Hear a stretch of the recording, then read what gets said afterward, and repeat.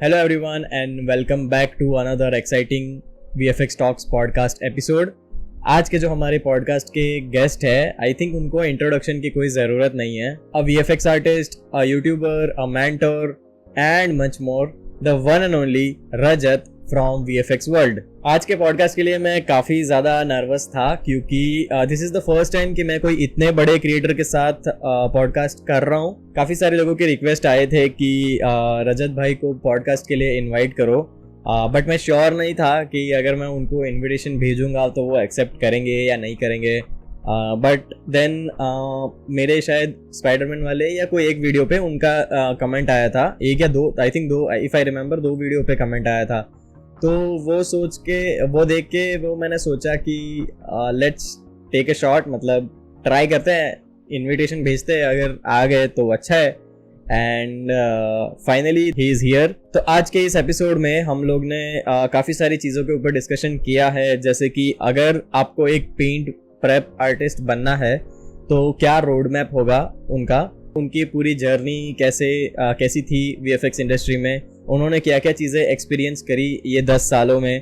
तो जैसे कई सारे टॉपिक्स पे डिस्कशन किया है and I am not wasting much time for the introduction क्योंकि एज आई सेड कि उनको इंट्रोडक्शन की ज़रूरत नहीं है। सो जल्दी से स्टार्ट करते हैं पॉडकास्ट को। Hi, my name is Vatsal and you are watching Inside pixels.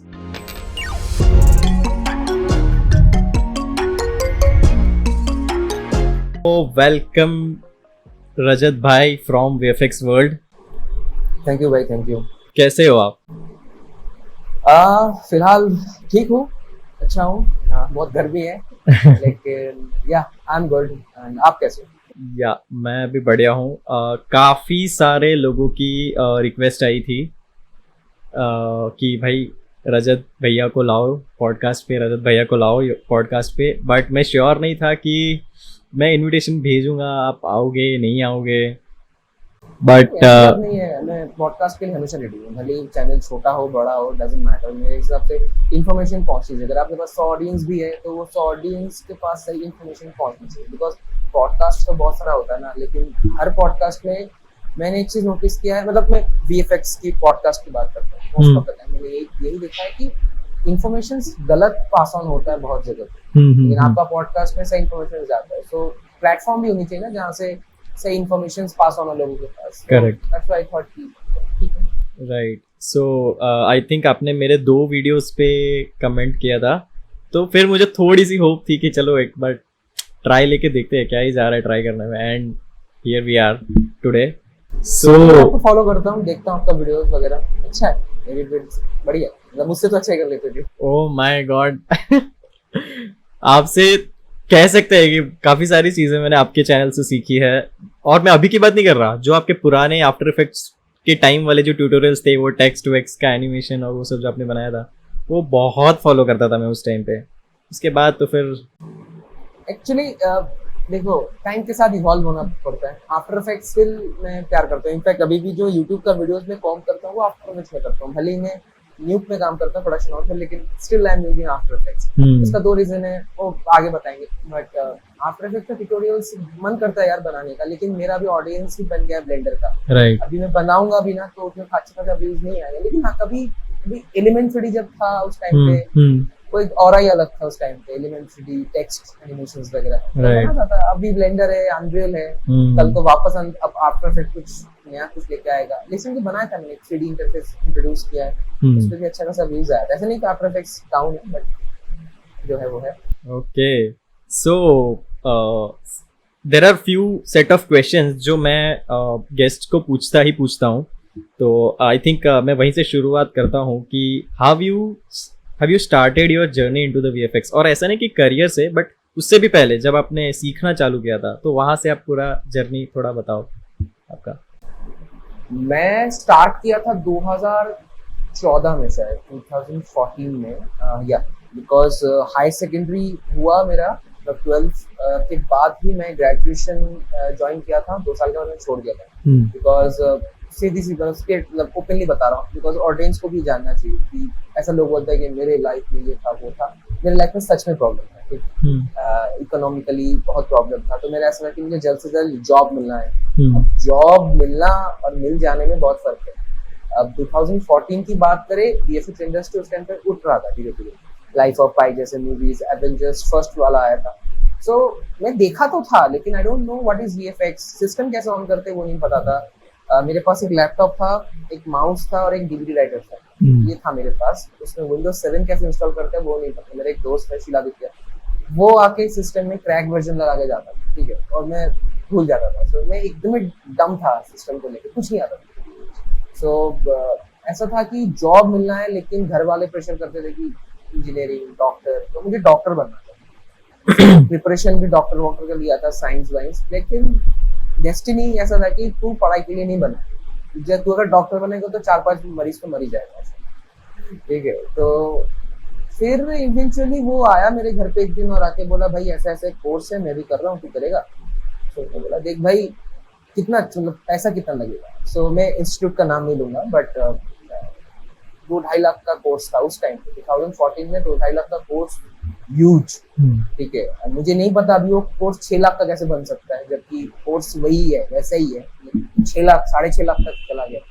लोगों को लूटने का एक मस्त चीज है जो भी है। तो मैंने ज्वाइन किया था, इवेंचुअली पापा भी राजी हो गए, तो ज्वाइन किया, एंड कोर्स खत्म होने से पहले मुझे जॉब मिली था एमपीसी। ट्रेनिंग हुआ था ऑल ओवर इंडिया में, मैं सेकंड हुआ था 10 लोगों में। एमपीसी का उस टाइम पे एकेडमी होता था। एंड सच बताओ, मैं जो भी हूँ, मतलब वीएफएक्स इंडस्ट्री में, यूट्यूब की बात करूँ, जो भी हूँ वो एमपीसी के वजह से हूँ। आज एमपीसी का जो हालत है मैं उस पर नहीं आऊंगा, बिकॉज वो तो अभी का हालत है, लेकिन जिस टाइम पे मैं सीखा था एमपीसी, जो बेस होता है ना, आर्टिस्ट का बेस होता है, वो रेडी किया था एमपीसी में। एंड नॉट ओनली एमपीसी, एक स्पेशल एक बंदे का नाम ले सकते, Shekhar Gupta, my mentor, my Guru, my big brother. अभी भी, आज भी कुछ भी दिक्कत होता है, आई जस्ट कॉल्ड हिम, ऐसा है। सो फिर आया, अभी हो गया भाई, पता नहीं, अभी देखते देखते 10 साल होने वाला है, 2026 में 10 साल हो जाएगा इंडस्ट्री में, बीत गया पता नहीं। पहले रोटो, पेंट, कॉम्प, अभी तो अब तो बोर लगने लगा हूँ, लिटरली बता रहा हूँ। अब तो लगता है कि भाई अब थोड़ा सा गैप चाहिए, बट जिम्मेदारी बढ़ गया है, सो यही है। एक स्टोरी आपका सुनने के बाद मुझे एक फनी डाउट आ रहा है दिमाग में। यूजुअली लोगों का स्टोरी होता है कि मुझे पढ़ाई नहीं करनी, मुझे इसलिए मैं ये फील्ड में आया। आपका अलग था, आपको डॉक्टर बनना था और आप सीधा VFX artist. Oh my God, मतलब पढ़ाई में अच्छे थे। बनना डॉक्टर मुझे नहीं था, घर वालों को बनवाना था मुझे डॉक्टर, बिकॉज मैं बंगाल से आता हूँ। इन बंगाल लिटरेचर, पढ़ाई लिखाई में भाई बहुत सीरियस है। रविंद्रनाथ टैगोर, हम लोग गाने सुन के बड़े हुए हैं उनके, मतलब कल्चर ही अलग है। तो वहाँ पे वीएफएक्स क्या है, मतलब क्यों है, तो घर वाले उस टाइम पे शॉक हो गए थे। इनफैक्ट जब तक मैं जॉब नहीं मिला था ना, जब मूवीज में नाम आने लगा, तब तो उनको पता चला कि हाँ भाई ये कुछ करता है। तो जब तक नाम नहीं आता था बोलता रहता क्या ही करता है, फालतू का बैंगलोर में पड़ा हुआ है। तो उसकी सैलरी कितना था मेरा? 17,000 था सैलरी, काट कूट के आते 15,000 आता। तो क्रिटिसिज्म मुझे सुनने को मिला था, लेकिन आई वाज लाइक मैं अपने साथ जुआ खेला हूँ, मैं अपने लाइफ के साथ जुआ खेला। अब तो हो गया डॉक्टर, इसीलिए नहीं बन पाया क्योंकि मैं रेडी नहीं था। मुझे बाद में रियलाइज हुआ कि मैं साइंस का स्टूडेंट हुई नहीं। I was arts, commerce, maximum commerce तो मैं फिर भी कर लेता, बट साइंस तो कतई नहीं। अब हो गया हड़बड़ी में, जोश में, नहीं साइंस ही लेना है। 10th के बाद जब हुआ था, मुझे बहुत फोर्स करना पड़ा कि मुझे साइंस ही लेना। तो घर वालों ने कभी मना नहीं किया था, बिकॉज वही डॉक्टर इंजीनियर वाला फंड है। बट अभी तो वो लोग बोलते कि नहीं, जो डिसीजन मेरा ही था, बट कन्विंस मुझे ही करना पड़ा। ऐसा नहीं कि वो लोग बोले कि अच्छा तुझे ये बन जा, वो नहीं सीन था, मुझे फोर्स करना पड़ा था कि ऐसा ऐसा। और मुझे लिटरली नहीं पता था इसके बाद फ्यूचर क्या होगा। मैं फिर से कह रहा हूँ, मैं जुआ खेला था लिटरली अपनी लाइफ के साथ। ऐसा नहीं कि मुझे पता है कि ये कोर्स करूंगा, मैं प्रॉपर रिसर्च करके मम्मी के पास गया, पापा के पास गया, देखो this is the brochures and all, करने के बाद ये मिलेगा वो मिलेगा। मुझे ऐसा था कि मुझे पढ़ाई नहीं हो गया मेरा। मैं केमिस्ट्री पढ़ता था, एक पेज आगे पीछे का पेज में भूल जाता था। बायोलॉजी फिर भी थोड़ा बहुत पढ़ लेता था। फिर मैथ्स तो मुझे याद है, मैं शायद 2 दिन कोचिंग गया था मैथ्स का, ठीक है, तो भुट्टा खा के घर आ जाता था, जाता ही नहीं था। सो आज जब पीछे मुड़ के देखता हूँ, कभी कभी लगता है थोड़ा पढ़ाई कर लेना चाहिए था एक्स्ट्रा, बट फिर सोचता हूँ कि कमा तो रहा हूँ, और ऐसा नहीं कि मैं गलत तरीके से कमा रहा हूँ, सही जगह पे। हाँ, तो अल्टीमेट गोल क्या है इंसान का कि सही कमाओ और इनकम टैक्स दो अच्छा खासा, ठीक है, तो दोनों ही कर रहा हूँ। सो ठीक है, चल रहा है, चलने दो, अब तो हो गया, उम्र हो गया, 30 का होने वाला है। So, talking about your journey, now I want to ask कि how you entered into the VFX industry. तो पहले मैं गया था ट्रेस वीएफएक्स में, हम्म। वहां पे मेरा 11th जनवरी याद है मुझे, हम्म। मेरा ज्वाइनिंग डेट था, बट इसी में था वो मेरा ट्रेनिंग डेट, सेम डेट पे। तो मेरे पास दो ऑप्शन था, ये पूरा फिल्मी है, मतलब एक दो ट्रेन है, एक मुंबई जा रहा है, एक बैंगलोर जा रहा है, Right. मुझे किस में चढ़ना है, ठीक है। सो मैं पता नहीं क्यों डिसाइड किया था कि देख उसमें तो ठीक है मिल जाएगा जॉब, बिकॉज मैं टेस्ट देके आया था, I was selected, 9,000 something salary था, शायद सैलरी का भी मैं सोचा था कि यहाँ पे 17,000 मिलेगा, फिर 9,000 मिलेगा, ये भी मेन था। दो यार मुंबई में मुझे नहीं रहना, ठीक है, आई रियली हेट मुंबई।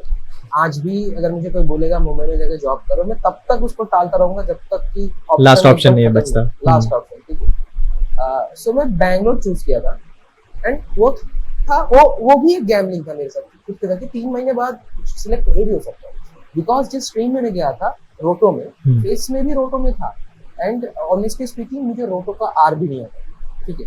और ट्रेस में इसीलिए सिलेक्ट हुआ था बिकॉज वहाँ पे मैं वही कर दिया था जो मेरे दोस्त पहले टेस्ट देके आया था, बोलते कि ये करना है, बस वो तो कर देना हो जाएगा, तो हो गया था। उस टाइम पे जॉब मिलना बहुत ईजी था, टेस्ट दो, अगर आपको थोड़ा बहुत शेप खिलाना आता है रोटो का तो you will get the job.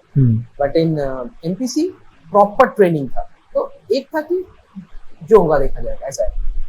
सो फिर एमपीसी से जर्नी शुरू हुआ, 1-1.5 साल में एमपीसी में था, उसके ऊपर मैं 2 साल का गैप लिया था बिकॉज मेरे फादर का हेल्थ इशू हुआ था, कैंसर हुआ था, सो मैं इंडस्ट्री छोड़ दिया था। इनफैक्ट आई वाज डिसाइडेड कि नहीं मैं वीएफएक्स छोड़ दूंगा, मैं बिजनेस करूंगा। उसी टाइम पे वीएफएक्स वर्ल्ड स्टार्ट किया था मैंने, ऐसे रैंडम टाइम पास, ठीक है।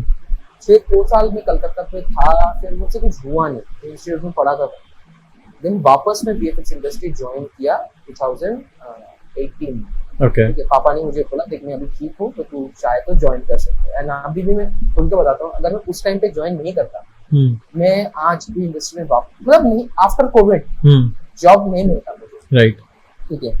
बिकॉज 2 साल बाद मैं एज ए फ्रेशर काउंट हो रहा हूँ, भले ही मैं एमपीसी का एक्सपीरियंस आर्टिस्ट क्यों ना, बट ऑब्वियसली एमपीसी का एक ब्रांड है, राइट, उस टाइम पे बहुत मैटर करता था, अभी तो बताइए, ठीक है। तो वो काम कर गया, काम का क्वालिटी भी अच्छा था, मुझे सीखना पसंद है, धीरे धीरे अब तो ऐसे मैं इंडस्ट्री में फिर से री एंटर हुआ, राइट, और फिर अभी भी स्टिल एक प्रॉपर हूँ अभी भी। सो अभी तक तो हूँ। 2018 में कहाँ से स्टार्ट किया था फिर वापस? हनीब्रेन ज्वाइन किया था पुणे, तब से पुणे में ही। Okay, amazing. फिर रोटो से ही स्टार्ट किया था, again as a fresher join किया था, not fresher, junior artist join किया था, बट वो लोग फ्रेशर ही ट्रीट करते थे तो जब आप ज्वाइन करोगे। लेकिन वही शिखर वहाँ पे तब इस टाइम पे एचओडी था, तो उसने भी बोला था कि तुझे खुद को प्रूव करना पड़ेगा, I know you are a good artist, मैंने ही तुझे सिलेक्ट किया था एमपीसी में, बट 2 साल के बाद तेरा काम कैसा है, हाथ में रोटो में, you know speed is very important, right, jitters नहीं आनी चाहिए, वोबल्स नहीं, कंसिस्टेंसी इज इंपॉर्टेंट। सो जब 2 साल बाद मैंने पेन टैप पकड़ा, मैं खुद को नहीं बोल रहा कि मैं बहुत अच्छा आर्टिस्ट हूँ, मुझे पता है मैं अच्छा आर्टिस्ट हूँ, लेकिन 2 साल बाद भी मेरा काम वैसे का वैसा ही था। आई वॉज ऑल्सो शॉक्ड कि कैसे हुआ ये, ठीक है। एंड फिर मैंने बोला था जब मेरा प्रोविजन पीरियड खत्म हुआ था कि मैंने खुद को प्रूव कर पाया ना, so they said yes and they permanent अब से चल रहा है। बस फिर तो उसी में आगे आपने कैसे कंटिन्यू किया? As in currently you are a paint prep artist, right? So वो ट्रांजिशन आपका कैसे हुआ था? मुझे तो पहले पेंट प्रेप में जाना ही नहीं था बिकॉज डर लगता था, सच बता रहा हूँ, न्यूक देख के बहुत डर लगता था। कोविड के पहले मैं न्यूक का कोर्स स्टार्ट किया था, उससे पहले मैं वीएफएक्स वर्ल्ड में न्यूक का अच्छा खासा ट्यूटोरियल डालता था, ठीक है। न्यूक मैं एक्चुअली यूट्यूब के लिए सीखा हूँ, मतलब ये बहुत फनी चीज है लेकिन बहुत यूनिक भी। I think I am the only one जो यूट्यूब करने के लिए सॉफ्टवेयर सीखता है, ठीक है। I am not doing YouTube की पैसा मिलेगा करते हैं, नो, आई स्टार्टेड यूट्यूब मजाक। सेकेंड रीजन है कि आई सॉ एंड्रू टेल, ठीक है। मेरा स्टार्टिंग का वीडियोस देखोगे तो वहाँ पे जो स्टाइल होता था बोलने का, इंग्लिश में बनाता था पहले, एग्जैक्टली सेम था, एग्जैक्टली उनको लिटरली आइडल था, नकल करता था, एंड आई थिंक इसमें कोई प्रॉब्लम नहीं है, राइट। एंड मुझे ऐसा लगता था कि मुझे आता क्या है यार। मैं आशीष चंचलानी को देखता था, भुवन माम को देखता था। मैं बचपन से ऐसा था कि कुछ ऐसा करना है कि लोग मुझे जानेंगे, याद करेंगे या मेरे बारे में बात करेंगे। Right. I want to become a famous. देखो मूवी में क्रेडिट लिस्ट में नाम आता है, 2 सेकंड में देखता है, 4-5 फेसबुक में लाइक्स आएगा, उसके बाद क्या, वो भूल जाते हैं ना। लेकिन यूट्यूब में मैं तुम्हारे घर पे, तुम्हारे हाथ पे आ जाता हूँ, लाइक अरे इसको तो मैं जानता हूँ। सो मैं ये देखता था आशीष चंचलानी, भुवन माम, माइकल निखिल, उस टाइम पे बहुत फॉलो करता था। राइट। इनफैक्ट मैं यूट्यूब स्टार्ट ही किया था आशीष चंचलानी को देख के। सोचता था कि देखो मैं मीम वीडियो बना नहीं सकता, मुझसे फनी रिएक्शन वीडियोस बनेगा नहीं, और उस टाइम पे कैमरा में नहीं देख सकता था, राइट। तो फिर उसमें मैं वीएफएक्स वर्ल्ड स्टार्ट किया था कि मैं पढ़ा तो सकता हूँ, वो भी रैंडम था। तो फिर मैं न्यूक सीखना शुरू किया, बिकॉज़ मैंने देखा एक न्यूक का वीडियो में बहुत अच्छा खासा व्यूज आता है। तो एक शायद एक प्रेप का एक यहाँ पे डॉक्टर स्टूडेंट उसमें मार्क था, मैं वो हटाया था। ओके। आज देखता हूँ लगता है इतना गलत किया हूँ वहाँ पे। आज अगर कोई इसको शेयर गलती से भी ना कर दे, उसमें इतनी फ्लॉज है उसमें, but still old is gold. आज भी उस वीडियो में लोग देखते हैं, मैं एवरग्रीन कंटेंट बनाता हूँ। तो मैं न्यूक सीखा, मैंने कोर्स स्टार्ट किया। मतलब लिटरली मैं डरा हुआ था पहला बैच में कि लोग जब काउंटर क्वेश्चन पूछेगा मैं जवाब दे पाऊंगा कि। सक्सेसफुली फर्स्ट बैच खत्म हुआ, और end of my first batch में इतना कुछ सीखा था कि बैच जब करा था उन्होंने, अभी तो मैं वो हो गया, मुझे पता ही नहीं क्या करूं, डेली का काम है। उस टाइम पे मैं रोटो आर्टिस्ट था, मैं पेंट सिखा रहा हूँ, ठीक है। तो मुझे लगा कि नहीं, मुझे प्रेप में स्विच करना पड़ेगा अगर मुझे लोगों को प्रॉपर सिखाना है तो फर्स्ट बैच के मिडिल में ही मैं प्रेप में स्विच किया, एंड मैं प्रेप प्रॉपर तरीके से सीखा, कॉम्प सीखा। और मैं ये मानता हूँ कि तुम वही चीज सिखाओ प्रॉपर पैसा लेके जो तुमको सच में आता है, ठीक है। मुझे न्यूक आता है, मैं खोल के पी चुका हूँ, ठीक है, इसलिए मैं सिखा। मैं आफ्टर इफेक्ट्स भी सिखा सकता हूँ, definitely I am after effect, I can also learn, I can also teach, but मैं इसलिए सिखाता कि मैं प्रोडक्शन में आफ्टर इफेक्ट्स नहीं करता। अब मैं क्यों सिखाऊं आफ्टर इफेक्ट्स, ठीक है, जबकि प्रोडक्शन यूज नहीं है। हाँ, अगर तुमको आफ्टर इफेक्ट्स सिर्फ सीखना है that is a different, but मेरा इमेज ही है कि मैं प्रोडक्शन लेवल पे आएंगे, राइट। सो मैं वही चीज में बहुत स्पेसिफिकली सिखाता हूँ, roto for production, paint for production, unreal for entry level production training. तो my all course are based on production. तो मैं जो भी सीखता हूँ यूट्यूब के लिए पहले सीखता हूँ, प्रोडक्शन में जाकर उसको एनहांस करता हूँ, एंड देन लोगों के पास लेके आता हूँ, ताकि लोगों को ऐसा ना लगे कि भाई मैंने अपना जो जितना भी पैसा मैं खर्च कर रहा हूँ ये और इंस्टीट्यूट में कोई फर्क नहीं, ये भी सेम ही है, बस पैसा लेके चला जाता है। आज अगर मेरा कोई भी स्टूडेंट इसको देखेगा, मैं सबको ये कहना चाहता हूँ, आज तक तुम लोगों ने जो भी सीखा है वो सब जेन्युइन चीजें में सीखा है। कहीं पे भी जाके आप क्रॉस चेक करा सकते हो, ओपन। इनफैक्ट इंडस्ट्री में HODs हैं, सुपरवाइजर मेरे पास आके सीखे। देखो कुछ तो मैं सिखाता हूँ ना, डेफिनेटली, इसीलिए वो लोग सजेस्ट करते हैं। सो वही मेरा क्या कहते हैं कि एप्रिसिएशन है कि मैंने एडुकेट किया प्रॉपर तरीके से, राइट, ठीक है। And that is my only goal कि मुझे लोगों को प्रॉपरली एडुकेट करना है। अगर मैं पैसा ले रहा हूँ तो यूट्यूब में क्या है, फ्री में डाल दिया, जिसको देखना होगा देखेगा, नहीं देखना नहीं देखेगा। But when I am taking money from someone, वो मेरा भी रिस्पॉन्सिबिलिटी बन जाता है। और वो सब बच्चे हैं, ठीक है, 21 साल 22 साल का, उनको खुद ही नहीं पता आगे कैसे करना है, right. तो उनको गाइड करना भी मेरे लिए रिस्पॉन्सिबिलिटी हो जाता है। सो अभी not only teacher, as a mentor भी मैं उनके साथ बात करता हूँ। वो लोग मुझे भैया भैया बुलाते हैं ना कि सर।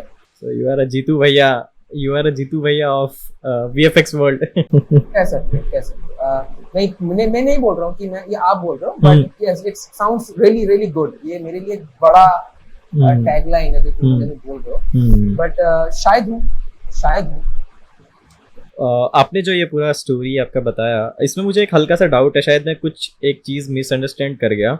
आपने बोला कि रोटो से जब आप पेंट में स्विच होने वाले थे तब आप बैच लेते थे, तो वो मैं समझा नहीं, बैच लेते थे मतलब? न्यूक का प्रोडक्शन लेवल पे फर्स्ट बैच, ठीक है। ओके, तो ये ऑफलाइन लेते थे या ऑनलाइन लेते थे? Offline, Google meet. ओके, मतलब घर पे लोग नहीं आते थे, ऑनलाइन। अभी भी ऑनलाइन ही होता है, लेकिन उस टाइम पे मुझे स्ट्राइक की, अगर मुझे सिखाना है प्रॉपर तरीके से तो मुझे खुद प्रॉपर तरीके से जानना पड़ेगा, राइट, ठीक है। और उस टाइम पे 4 या 5 स्टूडेंट्स थे, तो मुझे वो 4-5 स्टूडेंट्स को भी अच्छी तरीके से सिखाना। तो मुझे अभी भी याद है, मैं गैप लिया था, क्लास के बीच में गैप था, मैंने बोला था कि 2 हफ्ते क्लास नहीं हो। वो 2 हफ्ते में खुद को और मॉडिफाई किया। आज भी कोई नया चीजें रिलीज होता है, क्लास बंद कर देता हूँ, सीखता हूँ, फिर सिखाता है।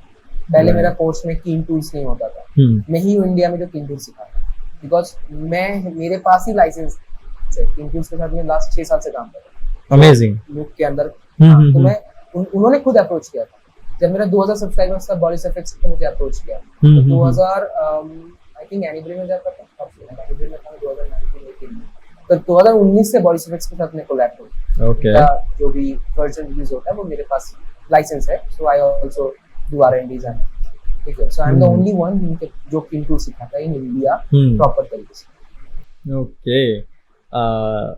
Now why you never switch to compositing? मतलब कभी ऐसा ख्याल नहीं आया कि किया था बट मैं बहुत कम लोगों को पता है इतना। देखो मेरा ना सिंपल है, मुझे लोग बोलता है कि मैं एक्सटेंड नहीं करता ऑफिस में, आज तक मैंने कभी एक्सटेंड नहीं किया। मुझे एक्सटेंड का वो जो एक्सटेंड वर्ड से बहुत घिन है। अब बहुत सारे लोग बोलते हैं करोगे एक्सटेंड, मेरा है कि मैं क्यों करूं एक्सटेंड, ठीक है। अगर मेरा काम टाइम पे खत्म हो रहा है with good quality, client is also happy, my lead is also happy, मैं क्यों एक्सटेंड करूं? मैं 7 बजे ऑफिस जाता हूँ, डॉट 4 PM में निकलता हूँ। अगर इवनिंग शिफ्ट हुआ 4 बजे घुसता हूँ, डॉट 1 AM में निकलता हूँ। अगर मेरा काम नहीं स्लो हुआ तो मैं खुद रुकने वाला हूँ। ऐसा नहीं कि मैं रुका नहीं हूँ, रुका हूँ, तभी रुका हूँ जब मेरे काम में ही बहुत फ्लॉज है कि नहीं अभी इसको और रिफाइन करना पड़ेगा, या आज ही शॉर्ट का ETA है but task is very huge, then I only.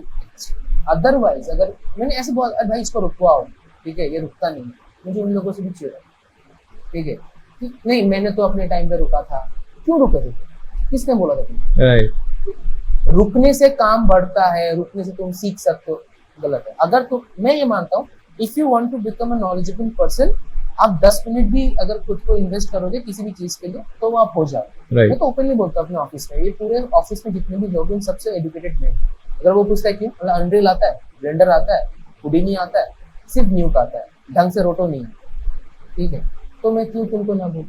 तो वो लोग बोलते हैं कि मतलब हाँ, तो चिढ़ जाते हैं। तो मैं इसलिए बोलता हूँ मैं एक्सटेंड तभी करूंगा जब मुझे लगेगा कि मुझे जरूरत है, अदरवाइज मैं एक्सटेंड, ये मेरा खुद के साथ पॉलिसी है। लास्ट 10 साल से मैं फिक्स्ड, MPC में भी नहीं करता था, मजाक नहीं कर रहा हूँ मैं। जब फ्रेश 6 बजा मैं निकल गया, PG में गया, खाना खाया, नहीं देखा, सॉर्टेड है। क्योंकि मेरा अभी तो सिनेरियो अलग है, घर आऊंगा, YouTube का काम है और भी बहुत सारा काम है, स्टूडेंट्स है, तो वो भी एक रीजन है कि मैं एक्सटेंड नहीं कर पाया।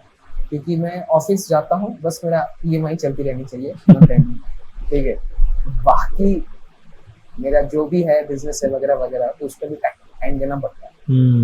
So तो उनको भी पता है वो चीजें, they don't have any problem with that. So that is company अच्छा है। That is the only reason कि आप कॉम्प में नहीं आना चाहते थे, मतलब या कंटिन्यू नहीं किया कॉम्प में। या I agree to this point कि बिकॉज कॉम्प पे एक्सटेंड तो होगा, ठीक है, और अगर शादी वादी हो गया तो बीवी भाग जाएगी। बात सही है, ठीक है। कोई भी कॉम्प पर देख रहे हो, अगर आप जूनियर हो, लाइक शादी नहीं हुआ है, 22-21 साल के हो, 28 तक कॉम्प पर बन के फ्रस्ट्रेट हो जाओ, या तो लीड सुपरवाइजर बन जाओ। आर्टिस्ट लेवल पे शादी मत करो, शादी टूट जाएगा। अगर अंडरस्टैंडिंग नहीं है, होगा भी नहीं, आप पूरा दिन वहाँ पे पड़े रहोगे ऑफिस में और घर आओगे वापस चले जाओगे, तो शुरू में अच्छा लगता है, हाँ आई नो पैसा ज्यादा मिलता है, लेकिन mental health, physical health is very very important. घर आओ, सो जाओ, no need to do YouTube, movie देखो, चिल करो, ठीक है। वेरी वेरी आज के टाइम पे देखा जाए पैसा is important but health is also important, बहुत इम्पोर्टेंट। वो पैसा तुम यूज ही नहीं कर पाए तो।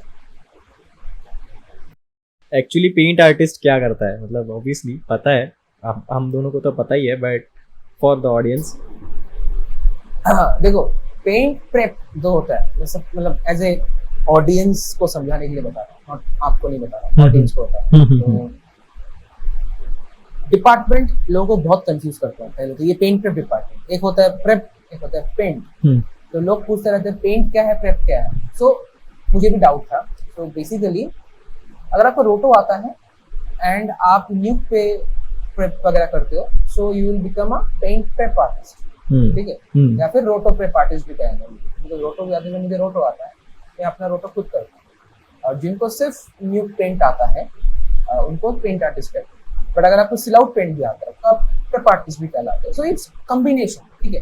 तो बेटर है कि आप रोटो पेंट दोनों जानो, बिकॉज किसी के पास, क्योंकि मेरे बहुत सारे दोस्त आगे बोलते तो रोटो करके देगा आज भी, ठीक है, मुझे बोलता है रोटो करके देगा, तो मैं बोलता हूँ यार अब तो छोड़ दो, हो गया इतने साल। तो होता है, क्योंकि मुझे पता है पेंट करते वक्त कि मुझे किस एरिया का रोटो किस जगह पे चाहिए, अगर मैं एजिंग कर रहा हूँ हार्ड एज में चाहिए कि मिडिल एज, पर उनका रोटो में उनको खुद नहीं पता होता, रोटो देने का उनको एडजस्ट करना पड़ता है। चलो वो तो डिफरेंट वे में चला गया। हाँ, तो बेसिकली पेंट आर्टिस्ट का काम क्या होता है, लाइक फॉर एग्जांपल मेरे फेसेस में कोई मार्क्स है, लाइक एनी अनवांटेड चीजें जो शॉट के टाइम आता है, भले अनवांटेड भी हो गया एंड कुछ प्लान्ड है, जैसे वायर्स लगा हुआ है, हार्नेस लगा हुआ है, हाइड्रोलिक्स लगा हुआ है, या फिर मार्कर्स लगे हुए हैं, ग्रीन स्क्रीन में क्रीज लाइंस है, अनइवन ग्रीन स्क्रीन हो गया, ब्लू स्क्रीन हो गया, या कहीं पे कुछ शूट के टाइम पे कुछ आ गया, या फिर शूट हो गया है, जैसे गाड़ी शूट हुआ है उसमें रिफ्लेक्शन में कैमरा आया है, तो वो तो अनवांटेडली नहीं हुआ, तो होगा ही, डेफिनेटली आएगा। वो सारी चीजें हम पोस्ट में, मतलब जब हम करते हैं काम उसमें हम उसको रिमूव करते हैं, बिकॉज ऑब्वियसली उस साथ आप मूवीज को रिलीज नहीं कर सकते, राइट। और वो होने के बाद ही कॉम्प इस पे कॉम्प कर पाएगा। बहुत से लोगों का ये एक और डाउट है, मैं क्लियर कर देता हूँ। लोग जब शो रील्स बनाते हैं तो रोटो का अलग, पेंट का अलग, कॉम्प का अलग अलग फुटेज देते हैं, बट एक्चुअल में वो नहीं होता है। जो फुटेज पे रोटो होता है उसी पे पेंट होता है, उसी पे कॉम्प होता है। रोटो इसीलिए होता है कि पेंट को भी मिले और वही रोटो कॉम्प भी यूज कर पाए, और पेंट जिस प्लेट पे फाइनल होता है वही प्लेट मतलब जो फुटेज जिसको कहते हैं, वही फुटेज कॉम्प यूज करता है। पहले कॉम्प उस पे काम शुरू कर देता है जिसमें मार्कर्स हो गया या जो भी अनवांटेड चीजें जो प्रेप रिमूव कर रहा है, कॉम्प उस पे डेमो वर्जन भेजता रहता है, बिकॉज कॉम्प का काम बहुत टाइम टेकिंग होता है, उनका 200-300 वर्जन जाते हैं, ठीक है। टास्क आता है, they replace the footages and they continue their task. तो कोशिश करो हमेशा एक ही शॉट बनाओ, उसी में रोटो पेंट कॉम्प, अगर आप रील बना रहे हो तो उसमें किया करो। तो यही है पेंट आर्टिस्ट या प्रेप आर्टिस्ट का काम। और सिलाउट पेंट हम तभी करते हैं मोस्टली वायर रिमूवल, इस टाइम पे हम जो रेफरेंस ज्यादा मिलता है तो हम सिलाउट पेंट करते हैं, और जो चीजें पे ज्यादा टाइम टेकिंग है, जो कंट्रोल नहीं मिलेगा अगर हम सिलाउट पे करेंगे, तो उसको हम न्यूक पे करेंगे, बिकॉज न्यूक पे हमको ईच एंड एवरी स्टेप्स का कंट्रोल मिलता है। सिलाउट में अगर आप एक बार कर दोगे तो उस पे आपको रीडू करने का अलावा there is no options. Okay, so I think मैंने समझा पाया। यस काफी अच्छे तरीके से। So adding to the same question कि आप एक रोड मैप बता सकते हो, एक बेसिक रोड मैप की कोई फ्रेशर है उसको अगर रोटो में या पेंट में जाना है तो क्या रोड मैप रहेगा उसके लिए इंडस्ट्री में आने के लिए? तो रोटो में जाना है, क्या रोड मैप रहेगा? देखो ऑब्वियसली जो भी चीज में जाना चाहोगे, अभी का टाइम अलग है ना, अभी ट्रेनिंग दे के बेस से नहीं सिखाएगा, तो हो सके तो कहीं से सीख लो, और कहीं से मतलब इंस्टीट्यूट में जाओगे तो रोटो ठीक ठाक फिर भी सीख जाओगे, लेकिन पेंट फॉर्म आप नहीं सीख पाओगे, बिकॉज अभी लोग बोलते हैं कि हाँ ये भी प्रोडक्शन से आया है, कौन सा प्रोडक्शन से आया है, उसका काम कैसा है वो तो नहीं पता ना। तो रोटो फिर भी हो जाता है कि आज हर घर में एक रोटो आर्टिस्ट मिलेगा, और ऑलमोस्ट सभी को बेसिक्स पता है, ट्यूटोरियल्स भी है, तो बेटर है कि आप रोड मैप अगर पूछ रहे हो तो रोटो 2-2.5 साल से ज्यादा, बिकॉज रोटो में कंफर्ट जोन होता है कि आपको पता है अल्टीमेटली, आपको कितना भी कठिन शॉट क्यों ना हो, अल्टीमेटली आपको पता है कि आपको एज से निकालना है card, like need to cut the shot, ये एक ही चीज है, आपको काटना है कंसिस्टेंट। बट पेंट पे क्या है, डेली बेसिस पे आपको सोचना पड़ता है कि यार ये शॉट में कैसे करूं, अगर मुझे ये माइक रिमूव करना है, सो 3-4 टेक्निक्स है, या तो आप प्लेट चला दो, प्लेट मतलब एक क्लीन प्लेट बनाओ और उसको बॉडी मूवमेंट के साथ मैच करो, या तो आप ऑटो पेंट करो जिसमें स्टैटिक बैठना हो, तो सिलाउट में ऑटो पेंट कर सकते हैं। तो ये सारी जो सोच है R&D करना पड़ता है, तो उसमें ना आपका दिमाग बहुत ज्यादा खुलता है, ठीक है, आप नया चीजें इवॉल्व कर सकते हैं। और मैं मानता हूँ, मैं इंडस्ट्री बोलता है कि एक अच्छा पेंट आर्टिस्ट एक अच्छा कॉम्पर बन सकता है। अभी तो लोग डायरेक्ट कॉम्प पे चले जाते हैं, पता नहीं कितना हिम्मत होता है इनको डायरेक्ट कॉम्प में जाने में। मैं तो आज भी सोचूंगा तो मैं बोलूंगा कतई नहीं। मैं अपने स्टूडेंट्स को बोलता हूँ कि भाई कभी भी डायरेक्ट कॉम्प पे मत जाओ। हाँ, if you are passionate about comp, go for it, लेकिन अगर आप मुझसे पूछोगे मैं बोलूंगा नहीं, पेंट करो, मिड आर्टिस्ट बनो, सीनियर बनोगे तो डेफिनेटली अच्छा है, देन आप कॉम्प हो जाए, ठीक है, बिकॉज अल्टीमेटली सब चीजें आप पेंट में सीख जाते कॉम के अलग से है ही क्या, CG com, hmm deep com, specifically for the com. बाकी नोट्स वही है, मर्ज, रोटो, कॉपी, प्रीमर, ब्लर, डीफोकस। अलग से कॉम का जो अगर नोट सिर्फ कॉम के लिए बना है तो वो है डीप कॉम, डीप मर्ज। Right. ना एक दो और होगा शायद, ठीक अभी याद नहीं आ रहा है। लेकिन कीइंग तो हम पेंट में भी करते हैं बहुत सारे टाइम पे, एजिंग के टाइम पे हम की निकालते हैं। तो 90% तो कॉम हम खुद करते हैं। ऐसे बहुत सारे टाइम आता है पेंट में जो हम खुद बोलते हैं भाई ये पेंट का टास्क है ही नहीं, तो कॉम का टास्क, बट आया है तो करना पड़ेगा। Right. So you, I think you answered already my next question जो मैं पूछने वाला था आपको। यही पूछने वाला था कि लोगों को ऐसा है कि अगर कॉम्पोजिटर बनना है तो पेंट से स्टार्ट करना चाहिए या डायरेक्ट कॉम्प में जाना चाहिए, बट ऑलरेडी आपने आंसर कर दिया। सो तो एंड अकॉर्डिंग टू यू अभी जो नए आर्टिस्ट आ रहे हैं उनको क्या डिफ़िकल्टीज फेस करनी पड़ सकती है during this tough time specially? देखो जॉब मिलना अभी बहुत दिक्कत है पहली चीज, बिकॉज कंपटीशन बहुत ज्यादा है। लेकिन ऐसा नहीं कि मिल नहीं रहा। अभी भी लिंक्डइन पे देखता हूँ, टुडे आई जॉइंड हियर। दिक्कत ये है कि अब आर्टिस्ट इतने सारे हैं, कंपनीज कम है, रिसोर्सेज भी कम है, और आउटसोर्स ज्यादा हो जाता है। तो कंपनी को ना अभी बेस्ट ऑफ द बेस्ट से इसको लूंगा, इससे काम निकलनी चाहिए। राइट, पॉइंट समझ गए? तो इसीलिए फ्रेशर्स को बहुत दिक्कत होता है, लेकिन ऐसा जरूरी नहीं कि जो सीनियर है उनका काम अच्छा है। तो अभी दिक्कत क्या होगा ना, ज्वाइन करने के टाइम आपको खुद को बहुत ज्यादा प्रूव करना पड़ेगा, खुद को अपने 100% से भी आगे जाके पुश करना पड़ेगा कि नहीं मुझे आता है। अब ये कैसे आप पता करोगे, तभी आप सीख पाओगे जब आप प्रॉपर गाइडेंस आपको, राइट, ठीक है। खुद से सीख के अभी जॉब मिलना नेक्स्ट टू इम्पॉसिबल, बिकॉज बहुत सारी टेक्निक्स होते हैं भाई। मैं जो प्रोडक्शन में जाके ही सीखा हूँ, म्यूट पे ही ऐसी ऐसी चीजें हैं। मुझे बिट्स के बारे में नहीं पता था, कलर बिट क्या होता है, बिट होता भी है, ठीक है। तो छोटी छोटी चीजें हैं जो इंटरव्यू में पूछा जाता है, और लोगों को लगता है कि भाई मैंने तो रील बना दिया, मुझे तो काम आता है। भाई ऐसे ऐसे शॉट्स आते हैं ना प्रोडक्शन में, जो हम तो एक दिन लग जाता है सोचने में कि इसको करूं कैसे, राइट। और अगर मिल भी गया ना वो, फिर सोचते इसका क्लीन प्लेट कैसे बना, राइट, ठीक है। बट हो जाता है, बट कैसे होगा अगर आपके पास नॉलेज ही नहीं है। तो always I am telling, knowledge लो अच्छी जगह से। एक बार खराब चीज घुस गया ना अंदर, वही कंटिन्यू होगा, बिकॉज इंसान का ये नेचर है कि खराब चीजों को पहले ग्रैब करता है, अच्छी चीजों को बाद में ग्रैब करता है। वो इंसान का नेचर ही। Right. And what kind of a showreel they should make कि जिससे उनको पेंट में जॉब मिल सके या रोटो में जॉब मिल सके? जैसे देखो, एक तो मैंने अभी बताया कि एक ही फुटेज होनी चाहिए। आपका रील में 2 फुटेजेस मोर देन है। तो अगर आप रोटो पेंट फॉर्म बना रहे हो तो उसी में रोटो करो, उसी में पेंट दिखाओ, उसी में फॉर्म दिखा दो। बट ऑब्वियसली तो रोटो पेंट फॉर्म एक साथ नहीं बनाता, फॉर्म पेंट एक साथ बनाता है, या फिर सिर्फ पेंट का बनाता है। सो एक ऐसा फुटेज लो जिसमें बैकग्राउंड मार्कर्स वर्कर्स है, वायर रिमूवल करना है। तो पहले उसको पेंट रिमूव करो, पेंट हो गया तो प्लेट क्लियर हो गया, तो उसमें ग्रीन स्क्रीन है या ब्लू स्क्रीन है तो उसको वो रिमूव करो, सीजी रिप्लेस करो। अब सीजी आप कहाँ से मिलेगा, कोशिश करोगे स्टैटिक शॉट। तो उसमें क्या होता है, आपको ब्लेंडर अगर आता है, बिकॉज अभी बहुत सारे 3D एप्स है, AI बेस्ड एप्स है, जो आपको एक बेसिक डिफॉल्ट लेवल का एक 3D फोटो चिपकाना है ना। ये भी बहुत सारे लोग करते हैं कि बेस्ट बैकग्राउंड में फोटो डाल, ठीक है। वो क्लोज शॉट में, ठीक है, जैसे मेरा क्लोज शॉट है तो बैकग्राउंड में एक अच्छा खासा एक बेसिक सा स्टूडियो डाल सकता हूँ, इसमें तो मूवमेंट। लेकिन अगर आप प्रॉपर कॉम कर रहे हो ना, तो वहाँ पे हो सके तो प्रॉपर डेप्थ होनी चाहिए, उसमें डेप्थ होनी चाहिए। देन उसमें फास्ट कॉम, सीजी कॉम दिखाओ, है ना, तो वो रील बनेगा। और पूरा का पूरा reel 45 seconds max 1 minute, 1 minute भी बहुत ज्यादा है, 45 सेकंड्स में खत्म हो जाता है, राइट। बिकॉज उतना टाइम नहीं है बैठ के देखने। अभी एक ओपनिंग होता है ना, 2-3 हजार के ऊपर सीरीज जमा है, उनमें से 200-300 तो शॉर्ट लिस्ट होता है, और सुपरवाइजर के पास पहुंचता है 50-60, उनमें से तो रिकमेंडेशन भी रहता है ना बहुत सारे, राइट। अब थोड़ा कंट्रोवर्शियल तो नहीं बोल सकते, what is the salary that junior paint artist should expect अभी के टाइम पे?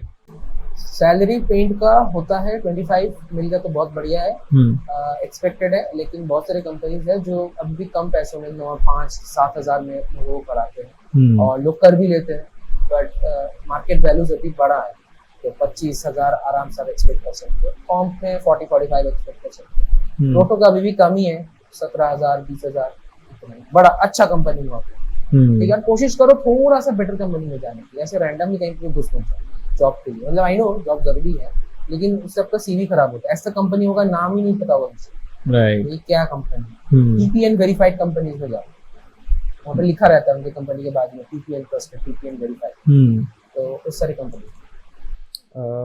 अभी थोड़ा सा ज़्यादा नहीं, थोड़ा सा अभी के टफ टाइम के ऊपर अगर बात करें तो व्हाट डू यू थिंक कि कब स्टेबल, एटलीस्ट थोड़ा सा स्टेबल होगा इंडस्ट्री? तो स्टेबल तो होगा।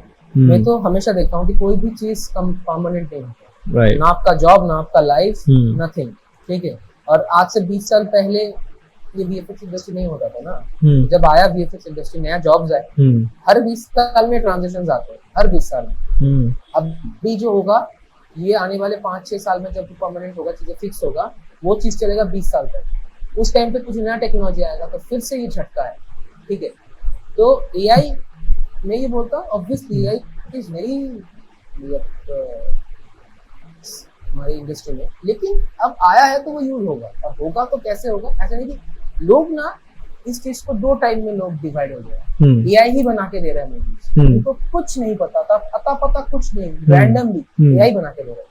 सच में तुझे पता है बना के दे रहा है? हाँ, मूवी आ गया, कौन सा नायशा मूवी, उसके क्रिटिसिज्म कितना मिला है देखो, क्रिटिक्स क्या लिखा है उसमें, आई कांटेक्ट नहीं हो रहा, we can't feel the emotions, नहीं अभी नहीं कर पा रहा है, बाद में कर देता है, ये इनका पेटेंट जगह।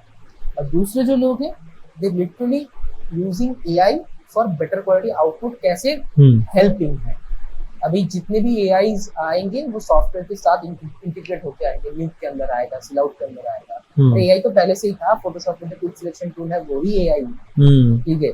वो हमको तब ऑटोमेशन ही एआई है ना, तुम्हारा काम झट से जो करके देगा ऑटोमेशन, जो ऑटो ऑप्शन आता है ना लिमिट टू कलर में ऑटो, राइट राइट, एआई है, right.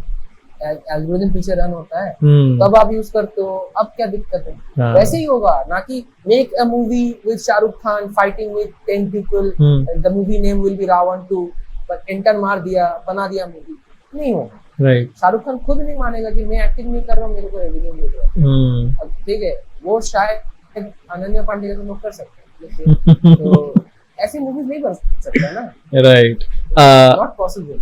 I am not sure, इसके ऊपर मैंने एक वीडियो भी रिसेंटली बनाया है, मतलब आज ही शूट किया। आई एम नॉट श्योर कि मैं ये पॉडकास्ट पहले आएगा या वो वीडियो पहले आएगा, बट अगर वो वीडियो आ जाता है तो आप वो वीडियो देखना। शायद आपने वो चीज़ देखी भी होगी, एआई से एक बाहर के किसी बंदे ने KFC का पूरा ऐड बनाया है और वो क्लेम कर रहा है कि ये ऐड मैंने बनाया है, इसका ओरिजिनल अगर आप रियल लाइफ में शूट करने जाते तो $4 लाख का बजट होता, पर मैंने $400 में बना दिया। ये वो सब क्लेम किया, मैं शॉक हुआ। वो लिटरली आप देखोगे ना उसमें हर एक चीज़ परफेक्ट है। वो बोला इतना परफेक्ट तो नहीं है, कुछ तो झोल है। मैंने थोड़ा बहुत रिसर्च किया और मुझे पता चला कि किसी दूसरे बंदे ने, बाहर के ही जो डायरेक्टर है, उसने खुद, वो पूरा डायरेक्टर है जो सिर्फ कमर्शियल शूट करता है और उसने KFC के लिए बहुत सारे प्रोजेक्ट्स बनाए। उसमें वन ऑफ द प्रोजेक्ट है जो पूरा फ्रेम बाय फ्रेम कॉपी है एआई में। तो बेसिकली वो लोग ने वही किया होगा, हर एक शॉट का एक फ्रेम लेके, लाइक जैसे हम जिबली बना रहे थे, फोटो दो, इसको कन्वर्ट करो जिबली स्टाइल, तो फिर क्या फायदा, वही। और वो मुझे एक चीज वहां पे इतना खटका कि वो बोल रहे हैं कि $4 लाख का प्रोजेक्ट बनता, मैंने $400 में बना दिया। अरे भाई, उससे पहले जो ओरिजिनल प्रोडक्शन कॉस्ट लगी थी वो भी जोड़ $400 में। अगर वो रेफरेंस ही नहीं होता तो तू कैसे बनाता?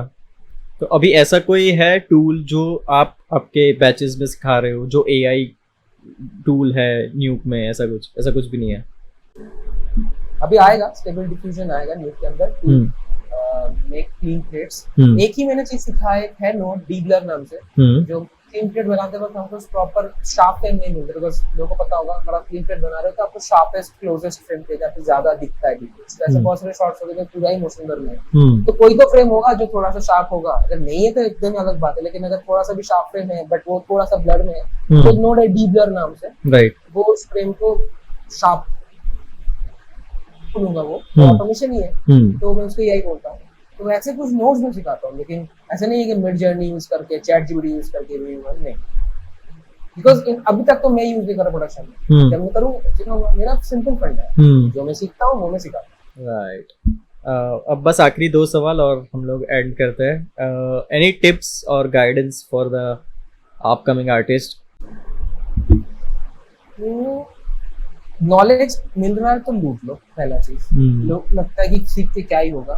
आज भी फोटोशॉप काम में आता है ना, ठीक है, आज भी लोग फोटोशॉप एडिट करते हैं फोटोज वगैरह, ठीक है, कितनी तो एडिटिंग एप्स आ गए, लेकिन प्रॉपर एडिटेड फोटोशॉप नहीं होता। ये एक एग्जांपल है।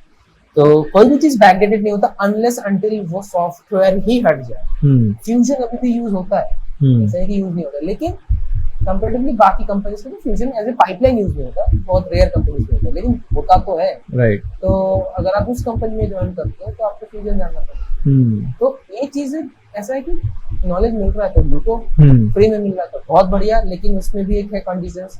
फ्री मतलब यू आर द प्रोडक्ट, ठीक है। तो पहले देख लेना आप प्रोडक्ट होके कितना चीजें ग्रैब कर पाए। खराब चीजें बहुत है इंटरनेट पे, खराब इन्फ्लुएंसर्स बहुत है इंटरनेट पे। बहुत सारे यूट्यूबर्स ऐसे हैं जो टीचर तो है, बोलता है, लेकिन मुंह से गाली गलौज देके बात करते हैं वीडियोस में, ठीक है। मुझे तो समझ नहीं आता कि देखो सबको गालियां करते,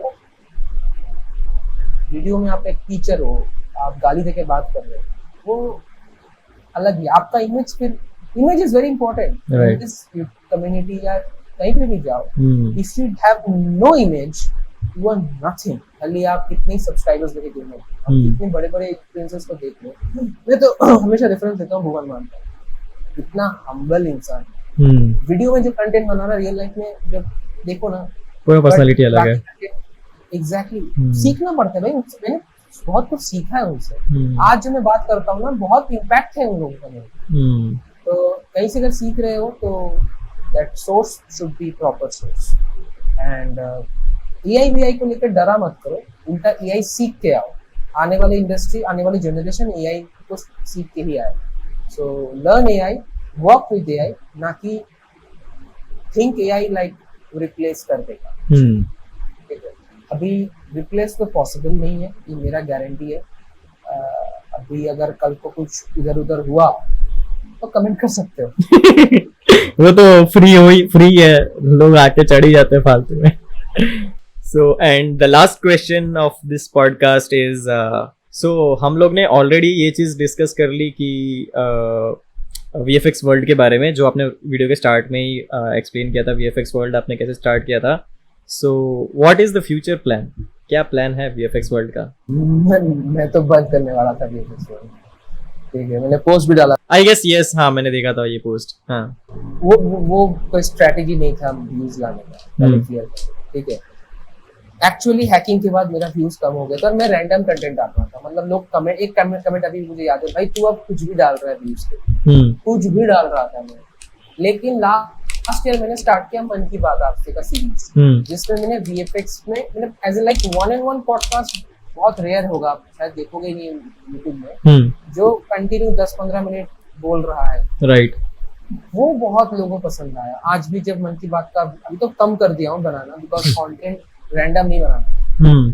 और दूसरी चीज में एडिटिंग पे भी बहुत ज्यादा फोकस किया। तो मुझे ऐसा था कि एक ट्राई मारेंगे, लास्ट एक रीसेट करते हैं सब कुछ, एडिट हो गया, कंटेंट हो गया। तो अगर आप नोटिस करोगे लास्ट 7 months का कंटेंट, वो आई क्विट वाला वीडियो के बाद से कंटेंट देखोगे, व्यूज भी देखेंगे, मेरे व्यूज भी आ रहे हैं अच्छे खासे, और कंटेंट भी मैंने चेंज किया है बहुत।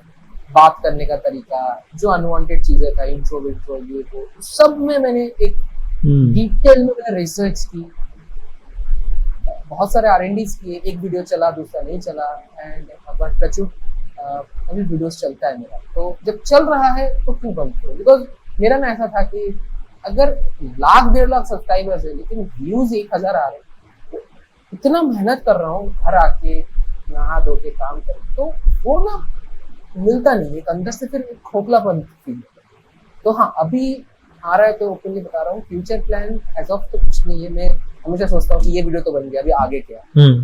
7-8 साल हो गए, आगे क्या करते करते 500-600 वीडियोस अपलोड कर दिए, 3 यूट्यूब चैनल चला रहा हूँ, इंग्लिश चैनल में वीडियोस आता है, एक तो टेक चैनल चालू किया है, तो मजा आता है। अब तो टाइम ही बताएगा आगे क्या होगा, बट हाँ अभी ये तो रहेगा।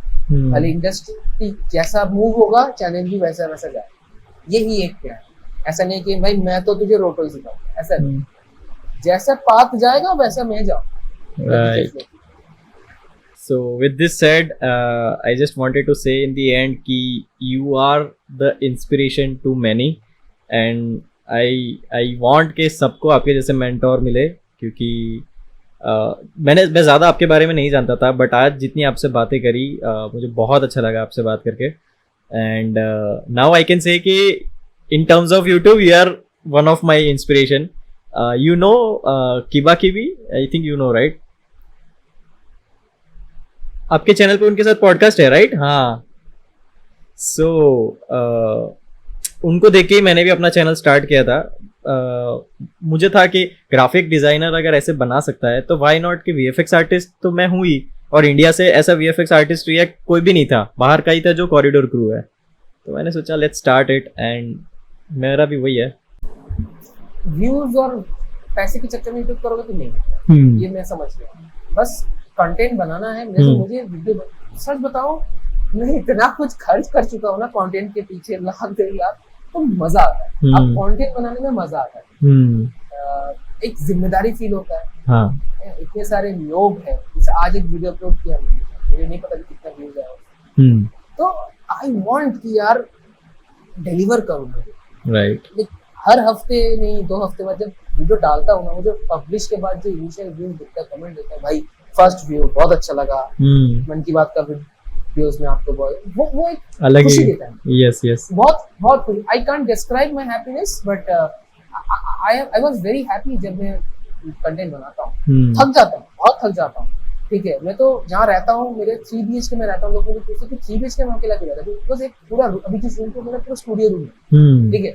तो कंटेंट बनाने के लिए मैं जितना फोर्स करता हूँ, मैं शायद ही कोई करेगा, right. After doing office job, मतलब 90% यूट्यूबर्स काम नहीं करते, right.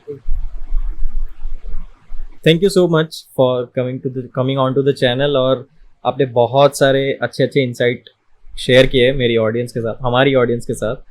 So thank you so much for that, and let's see अगर फ्यूचर में फिर से कुछ साथ में कर सकते हैं, बना सकते हैं वीडियो, तो फॉर श्योर। मुझे बहुत बढ़िया लगा यार, मतलब पॉडकास्ट में शुरू में कहा था पॉडकास्ट होते बहुत सारे हैं, लेकिन जो चीज मुझे बोलना है वो प्लेटफॉर्म चाहिए, बिकॉज खुद से तो आके नहीं बता सकते ना, सुनो भाई मुझे ना कुछ बोलना है, कौन सुने। जितना अलग अलग प्लेटफॉर्म मिलता है उतना ही बढ़िया। Thank you so much for inviting me, and आगे आपका चैनल और ग्रो हो और आप मुझसे भी आगे जाए, और फिर मैं आपको वापस बोलूँ कि एक पॉडकास्ट करते हैं आपके साथ। लेट्स सी, टारगेट ये साल का है कुछ, तो वो अचीव हो जाए बस। डेफिनेटली होगा, थोड़ा स्ट्रगल करो, बिकॉज यूट्यूब बहुत आगे बढ़ गया ना, कंप्लीशन ज़्यादा, बट कंटेंट अच्छा होगा तो आप डेफिनेटली वैल्यू होगा। या सो आई थिंक इतना ही रखते हैं आज के पॉडकास्ट के लिए, and thank you, bye guys, bye. So यही था आज का पॉडकास्ट। कैसा लगा आपको, please do let us know in the comment section. अगर आप लोगों को कोई क्वेश्चन है तो वो भी आप पोस्ट कर सकते हो, हम लोग ट्राई करेंगे कि हम लोग उसका आंसर करें। एंड काफ़ी सारे पॉडकास्ट ऑलरेडी लाइनअप में है, and so stay tuned for that, and that's it for today's episode. If you are still here watching this video, then make sure to give a thumbs up. If you are new to this channel, then make sure to subscribe to the channel and turn on that bell notification to never miss any update. And I'll see you in the next one. Bye.